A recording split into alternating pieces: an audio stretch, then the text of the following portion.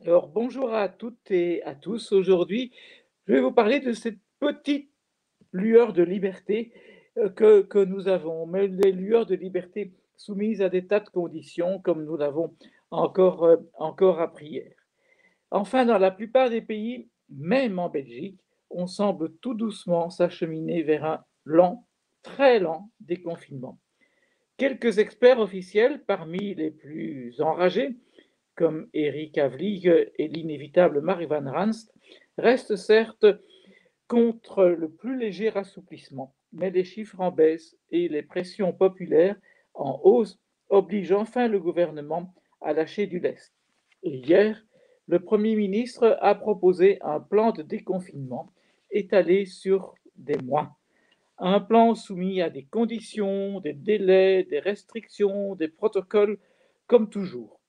Le pouvoir veut garder le contrôle et on en est à nous dire que sans doute en septembre, on sera peut-être dans une situation où la plupart des interdictions, des restrictions auront disparu.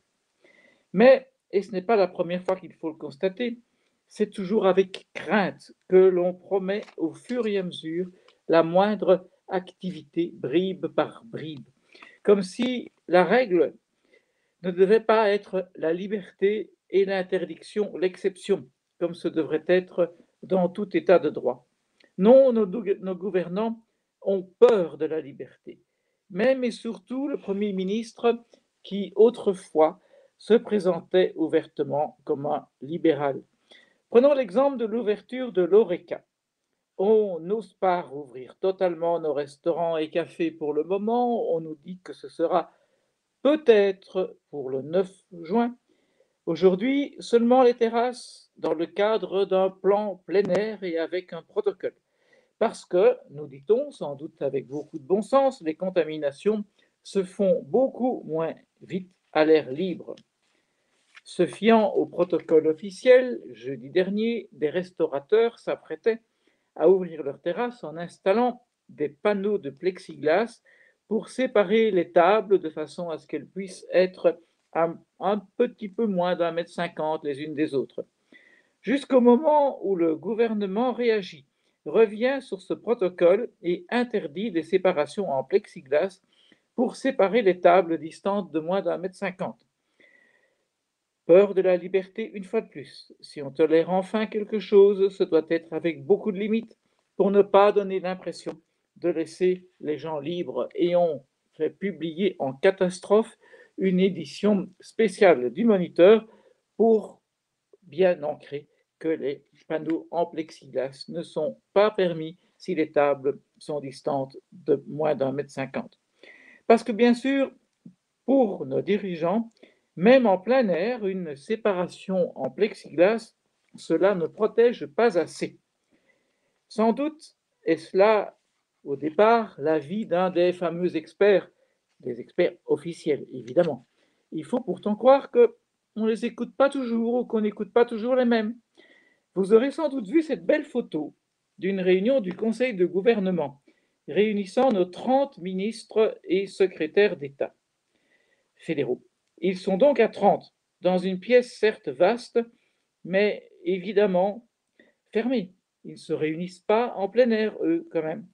Il est clair sur la photo qu'ils ne sont pas assis à 1,50 m, à moins d'un mètre, à plus d'1,50 m de leurs voisins respectifs. Entre eux, il y a grand maximum 1 mètre. Oui, mais nous dira-t-on, la salle est équipée d'une superbe installation de panneaux en plexiglas, et oui, qui séparent chaque ministre de son voisin. On peut donc en déduire qu'un tel dispositif, des panneaux en plexiglas, est réputé efficace et donc il va éviter de transformer notre Conseil des ministres en un vulgaire cluster. Le plexiglas évite alors les contaminations, entre ministres en tout cas, même dans une pièce fermée. C'est quand même bizarre, ne trouvez-vous pas, que cette capacité de protection ne joue apparemment que pour les ministres et est inefficace pour les malheureux clients des restaurants, même en plein air. Les ministres ont-ils par leur fonction une immunité particulière par rapport à ce virus? Il faudra en nommer encore beaucoup plus les ministres alors. Ou alors peut-être a-t-on consulté parmi les experts officiels, évidemment, peut-être qu'on en a consulté d'autres, selon qu'il s'est agi de la salle du Conseil des ministres ou des terrasses des restaurants. Je crains que ce soit encore pire, que cette incohérence évidente ne soit pas due au hasard ni même à l'incompétence. Je crois tout simplement que nos dirigeants ont peur, et je le répète, ils ont peur de la liberté. Euh, Parce que c'est tellement plus facile aujourd'hui d'interdire, de continuer à interdire comme ils le font depuis 14 mois. Le danger, c'est qu'ils semblent prendre plus que jamais l'habitude d'interdire et de réprimer. Le monde d'après, comme on dit, celui d'après le Covid-19, risque bien d'être celui d'États plus forts, plus répressifs encore que jamais. La vigilance s'impose si nous voulons conserver quelques libertés. Je vous remercie.